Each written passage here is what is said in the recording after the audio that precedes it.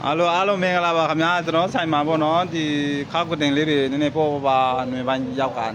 yauk taw me so ro kha ja ro tno lo di tapin aw de ma na yu bo atwet tno lo di ma hwa bo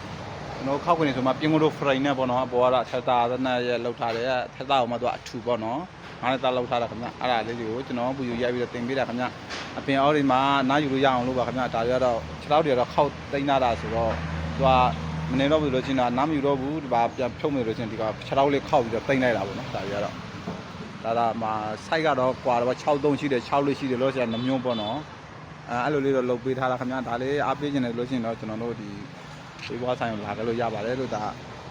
အဲ့လိုလေးကျွန်တော်ဒီရောပေါ့နော်6လေးတွေ63ရေအမြင်တော့သူကပုံမှန်တပေဝဲပဲပေါ့နော်တထိုင်စာပေါ့သူကတမြောက်ဒီမှာနားယူလို့ရတယ်သူကပြင်းကလို့ဖြစ်တဲ့အတွက်အထက်သားကြာလာလို့အထက်သားနည်းနည်းဟိုပါပေါ့နော်ကွန်ပျူတာဆမပြတော့ဘူးလို့ရှိရင်နောက်ထပ်အထက်သားတစ်ချက်ဝေပြီးတော့ပြန်ကက်ကတာတွေ့တယ်ပေါ့နော်အဲ့ဒါတွေတော့ရှိပါတယ်ခင်ဗျဒါကတော့ပြင်းကလို့ဆိုတော့တိတဲ့အတိုင်းပဲမိုးကွန်ပျူလို့ရတယ်ပေါ့နော်ရေထီနေရတယ်ပြင်းကလို့ကတော့လေအထက်သားတစ်ခုတာသူကရေထီလို့တိတ်အဆမပြတာပေါ့နော်နည်းနည်းပါးပါးတော့ရပါတယ်အထက်သားလည်းကျွန်တော်ဒီမှာတော့ထီပါတယ်ဒါပေမဲ့ဒီကြာစေခါကြတော့မကောင်းဘူးပေါ့နော်ဒါဆိုလို့ရှိရင်အထက်သားနဲ့တရားအိတ်ရှိတယ်တရားအိတ်ဆိုတော့63လာတယ်သူကမြောက်အိတ်ခေါ်တာတော့သူက64ပေါ့နော်သူကအဲ့လို